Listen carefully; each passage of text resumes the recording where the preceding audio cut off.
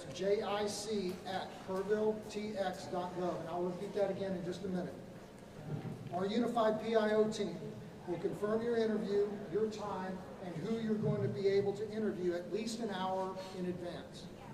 You're welcome to request specific leadership, such as the sheriff, the city manager. However, due to the fluid nature of response and the quantity of requests that we're likely to get, we cannot commit to honoring 100% your requested interviewees.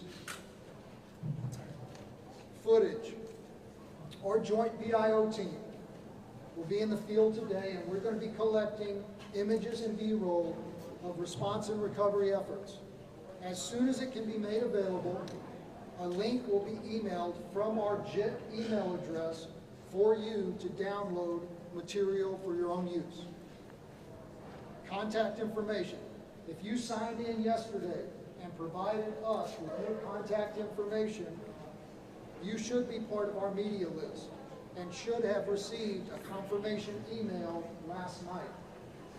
If you did not get on that list and you want to be part of our media list, please email jic@kerrvilletx.gov. That is JIC@Kerrvilletx.gov. I'm going to try and find out about when we're expected to start. Hopefully it'll be shortly. Thank you all.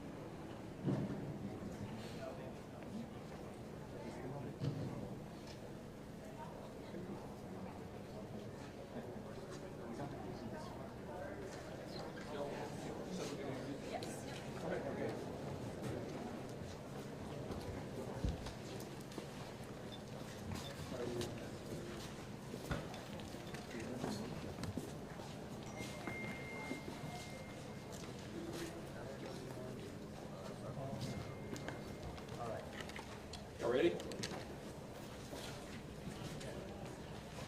Okay, this will be our July 7th, 10 a.m. Briefing. Search and rescue operations are ongoing throughout Kerr County. We're using assets from local, state, and national first responders. Hundreds of trained first responders are working every aspect of this emergency. As of 8:30 this morning, we've recovered 75 deceased bodies here in Kerr County, including 48 adults and 27 children. Of this 48 adults and 27 children, 15 adults and 9 children are pending identification. At present, there are 10 campers from Camp Mystic unaccounted for and 1 counselor. We continue to offer our condolences to those affected. Reuniting the families remain our top priority here on this operation. Please note that Highway 39 of an Old Ingram Loop remains closed to the public. Other than those who live in that area would not be allowed out there.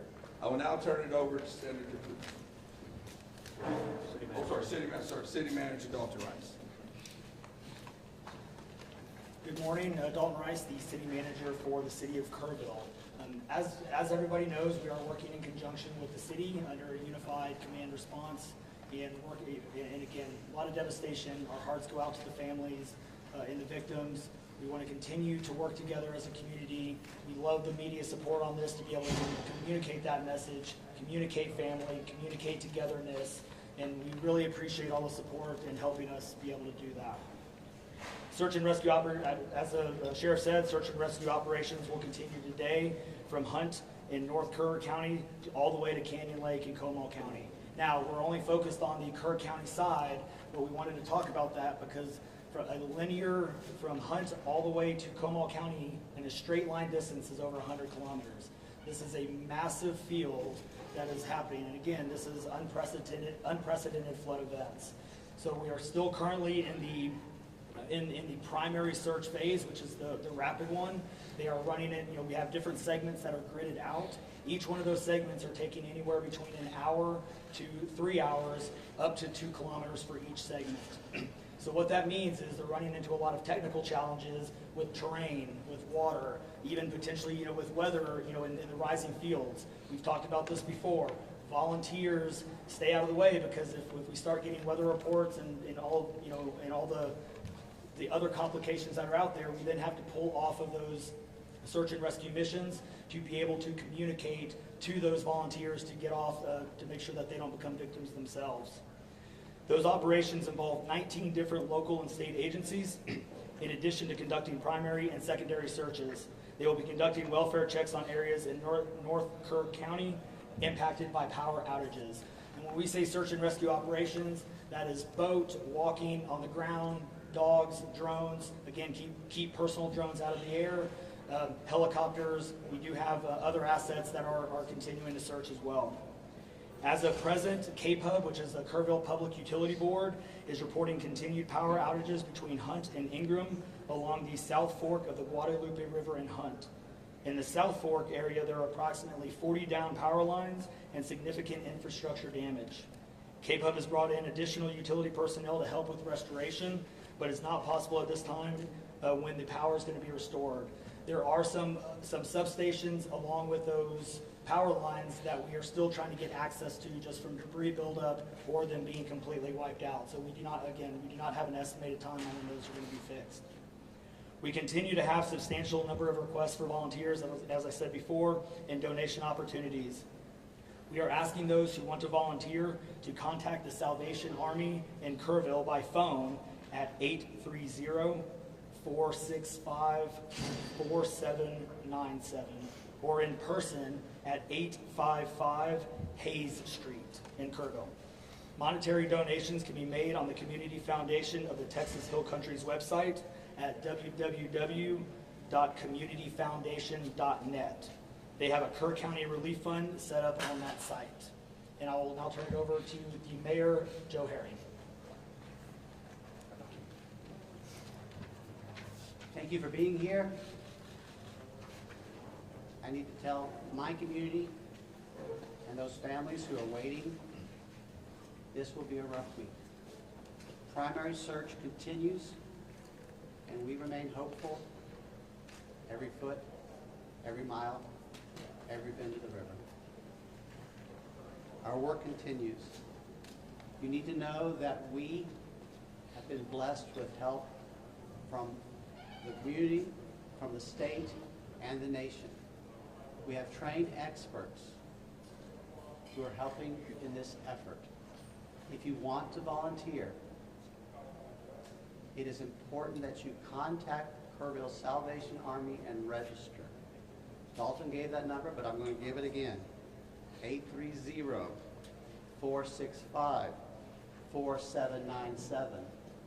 We need focused and coordinated volunteers, not random people just showing up and doing what they do. We need to work together. As Dalton said, donations have been flowing in from around the world to the Community Foundation. Again, that website is communityfoundation.net. Please follow the City of Kerrville's Facebook page for updates. They're accurate. We take a lot of time to make sure we send out information that will be helpful, not only to residents, but those who are visiting.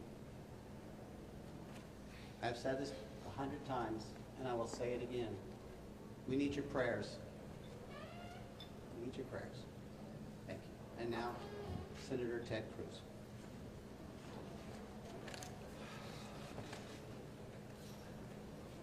Texas is grieving right now. The pain, the shock of what has transpired these last few days has broken the heart of our state. As of yesterday, the confirmed death toll was 82, and those numbers are continuing to go up.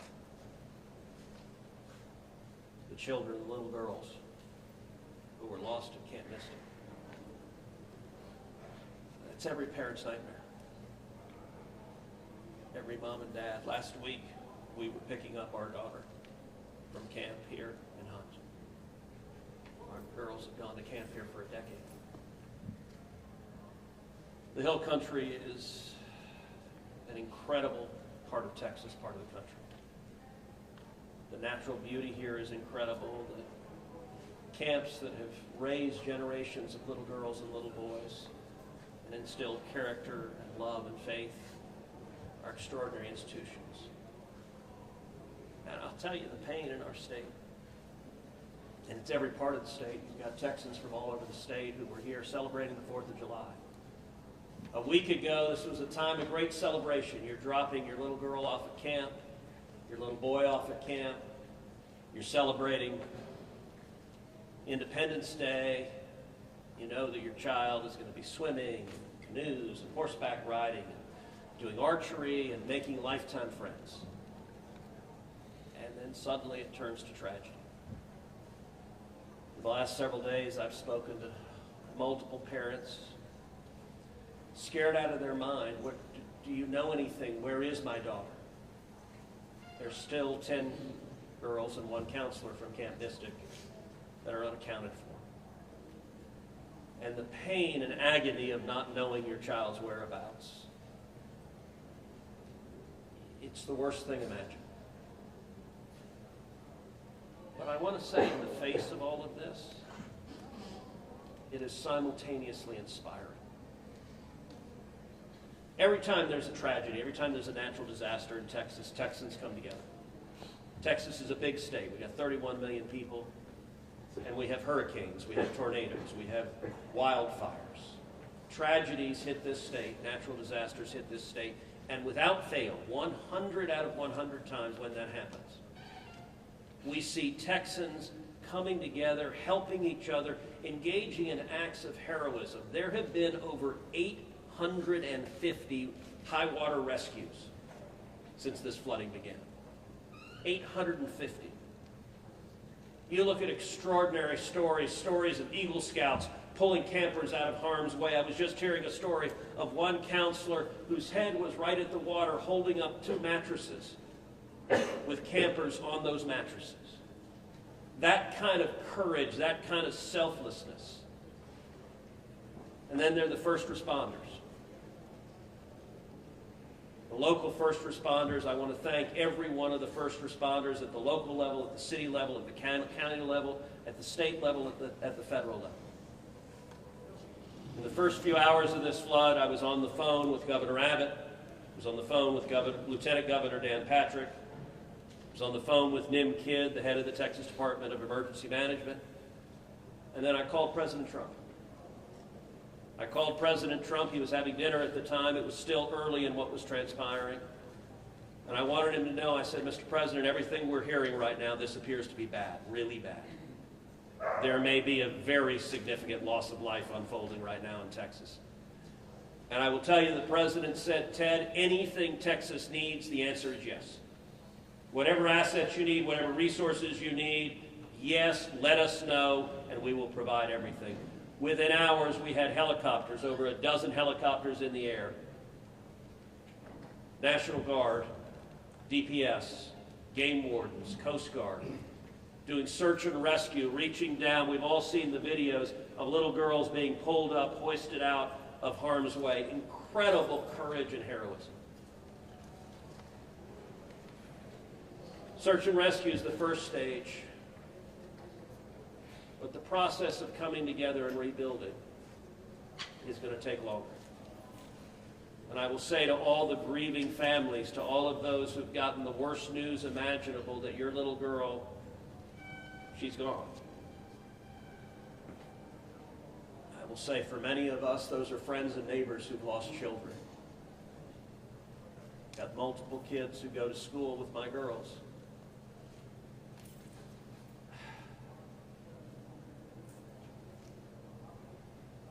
The mayor asked for prayers. And I want to say thank you to the millions of Texans, to the millions of Americans, to the millions of people all over the world right now who are praying for Texas and praying for those parents. Going through this grief, it is going to take love, it is going to take friends and family embracing and hugging and holding them while they weep. And it's going to take the church. With every disaster, one of the things we see here in Texas is the church steps up and the church helps and the church feeds and clothes and comforts. This morning I met with a group of chaplains who've been going through the incredibly difficult process of talking to mom and dad after mom and dad who just lost the most precious person they ever knew. And those chaplains are just trying to love them and show God's love. So I want to say we will come through this. To those in the midst of grief right now, that might seem hard to fathom. But Texas will come through this. And I just want to say thank you. I want to say thank you to these gentlemen here who are working. They are not sleeping. They are working every day. Thank you to the families. Thank you to the Salvation Army. Thank you to everyone who is just reaching out and saying, how can I help? We will come through this, and we'll come through this together. Thank you. And now we'll take questions. Senator, you talked about how you know kids here, how you've taken your own kids to camp. Was it ever communicated to you that there was a need, that it was a priority to have a warning system so people had a chance to escape something like this? Well, listen, I think anytime you're dealing with major rivers, there's a risk of flooding, and there's always been a risk of flooding, particularly on the Guadalupe River. I will say, in the wake of every tragedy, there are things that are predictable. One of the things that's predictable is that you see some people engaging in, I think, partisan games and trying to blame their political opponents for a natural disaster. And you see that with a hurricane, with a tornado, with a wildfire, with this flooding, where people immediately say, well, the hurricane is Donald Trump's fault. You know, look, that, I think most normal Americans know that's ridiculous, and I think this is not a time for partisan finger-pointing and attacks. Now, after we come through search and rescue, after we come through the process of rebuilding, there will naturally be a period of retrospection, where you look back and say, okay, what exactly transpired? What was the timeline? And what could have been done differently to prevent this loss of life? And that's a natural process. I think it should not happen in a bitter and partisan sense, but it should happen in a reasonable sense of saying, what lessons can we learn? And I will give an example. You know, Houston's my hometown. If you live on the Gulf Coast, we get hurricanes. That's part of living on the Gulf Coast as hurricanes hit. And I do think Texas as a whole has learned over time how to deal more effectively with hurricanes. And so you look here, we know the National Weather Service put out an emergency warning just after 1 a.m. and a second emergency warning just after 4 a.m. Now, obviously, most people at 1 a.m. and 4 a.m. are asleep. And so I think we will have a reasonable conversation about, A, are there any ways to have earlier detection? And some of that, the limits of a flash flood, they're very difficult because they can arise so quickly. But everyone would agree in hindsight, if we could go back and do it again, we would evacuate particularly those in the most vulnerable areas, the young children in the cabins closest to the water. We would remove them and get them to higher ground if we could go back and do it again. Obviously, everyone would. The people in RVs by the river's edge. We know in disasters like this, RVs and mobile homes are particularly susceptible, whether a flood or a hurricane or a tornado, they're particularly susceptible to that. And so my hope is, in time, we will learn some lessons to implement to next time, and there will be another flood, there will be another disaster. But next time there's a flood, I hope we have in place processes to remove especially the most vulnerable from harm's way. But I think that's going to be a process that will take a careful examination of what happened and how can we implement processes better in the future to prevent this same loss of life. Senator, there were claims that the National Weather Service sent that first flash flood warning that should have alerted phones at 1:14 in the morning. But we have a federal public database maintained by PBS Warn, that says the first emergency alert wirelessly here in this area to Kerr County was not until after 9 a.m. That was more than 4 hours after the severe flooding had come to this area. Did you know that? Have you seen that? And what's your response, knowing the state and cuts to NWS in recent months by this administration? So I don't know the source for what you're saying. All of the public reporting I've seen is that there were two alerts that went out, one just after 1 a.m., one after 4 a.m. You know, I can tell you, I talked about the partisan finger pointing. I think there have been some eager to point at the National Weather Service and say cuts there led to a lack of warning. I think that's contradicted by the facts. And if you look at the facts in particular, number one, that these warnings went out hours before the flood became a true emergency level. But number two, the National Weather Service here, New Braunfels is where they were headquartered. They had additional manpower. In fact, they had 3 additional people working that night, anticipating that it was going to be a very dangerous weather situation.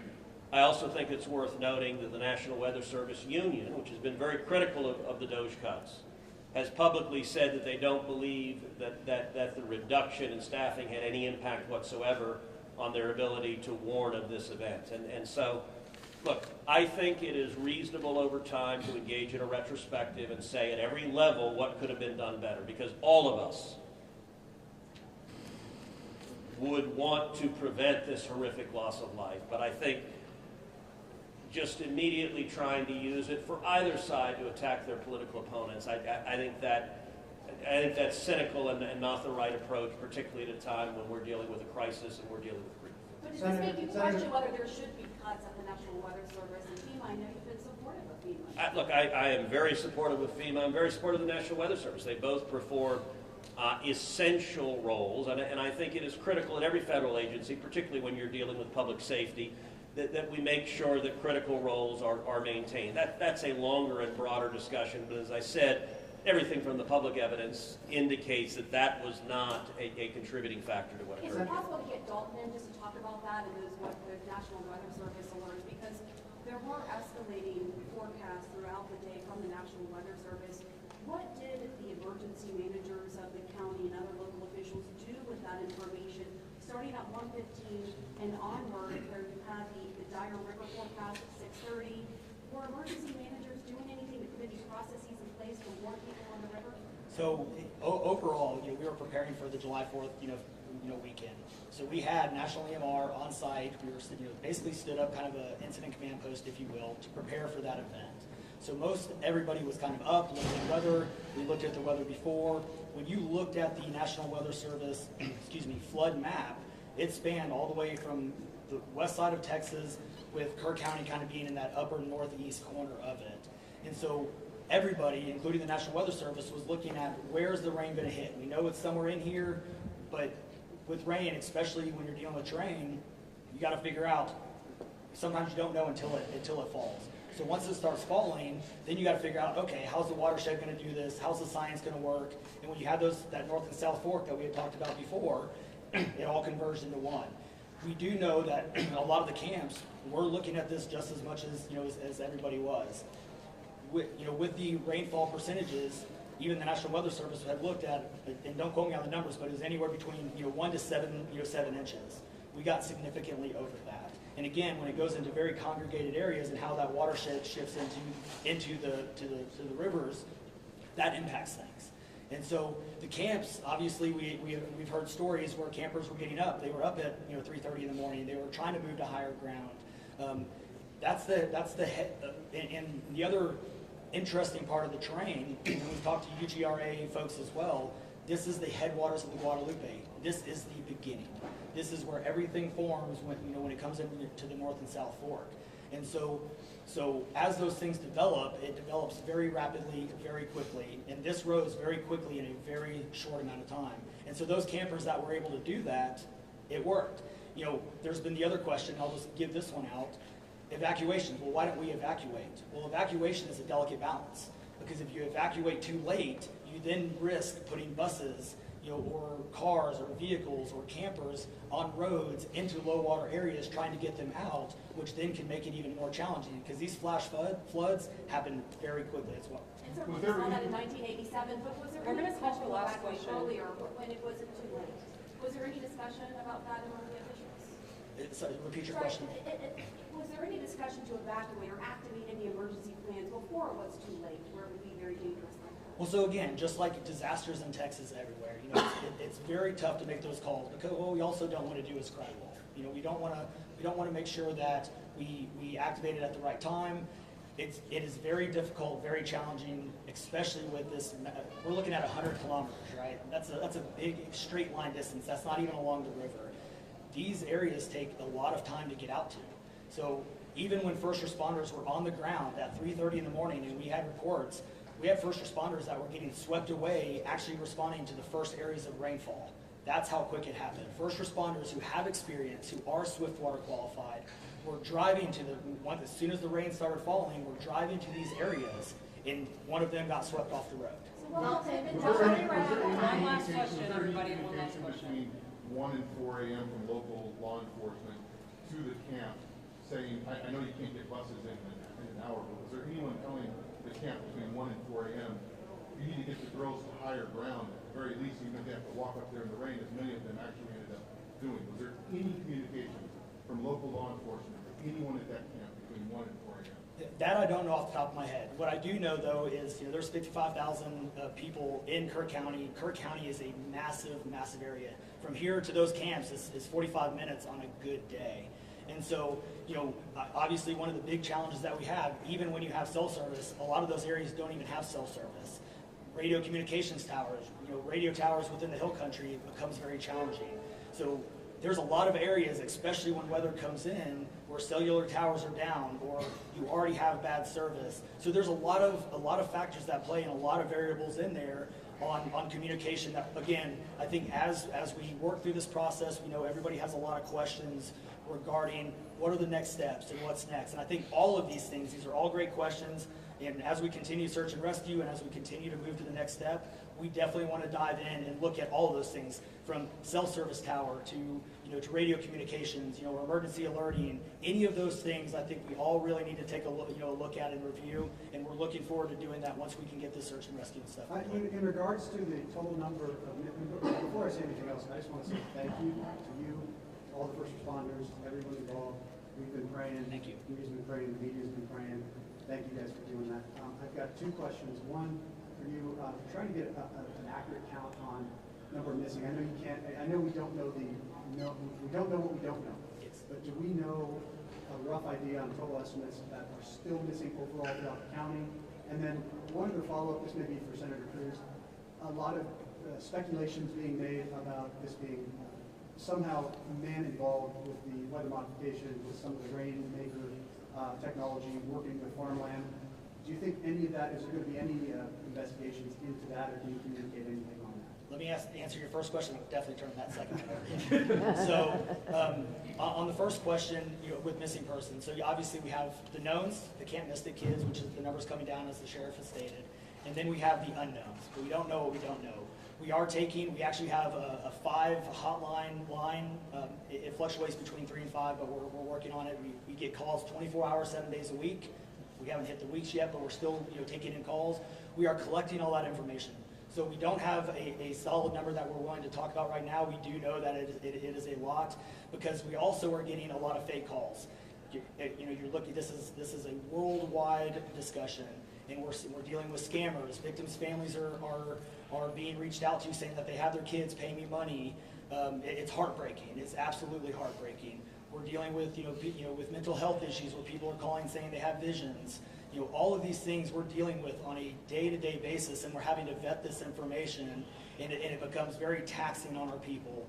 Again, this is an extremely heartbreaking, this is, if not the worst, one of the worst, disasters in this region in a very, very long time, even beyond 1987. And so, but we're Would best estimate like dozens or hundreds, or just to give people an idea? a lot.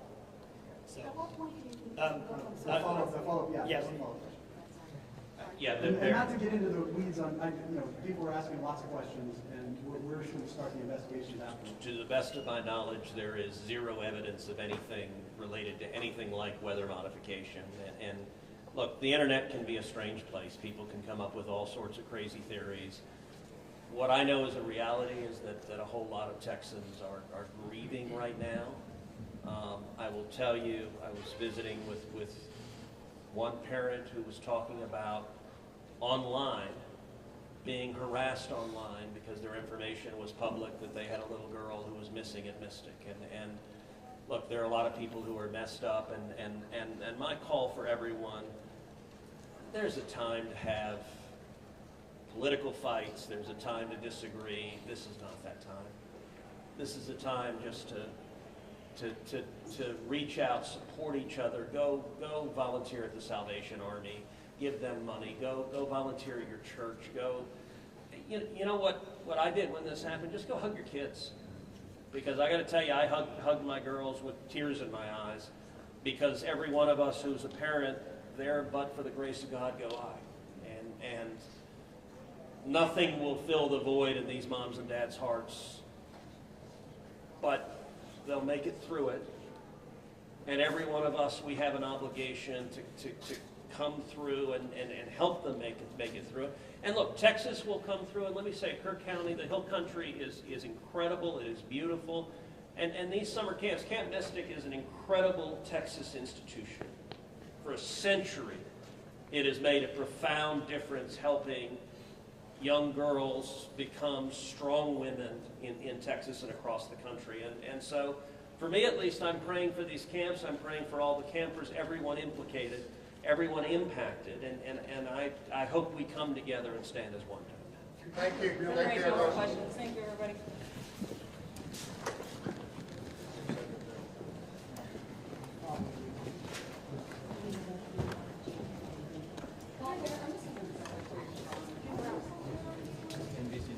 Hey, good morning, folks. If you were not here earlier, I put out some housekeeping notes. I want to repeat that. A couple of important things to note. Temporary flight restriction is still in effect. Flying drones will and they have interfered with search and rescue operations. We're asking everyone to clear with that direction. Hey, excuse me, can we keep it down or shut the door? Can you start from the beginning? Sorry. You bet. TFR is still in effect. You can't have the media flying drones. They have interfered with our air operations and has to stop. It's our intent to set aside an hour each day to make some of our leadership available to y'all for one-on-one interviews. This is above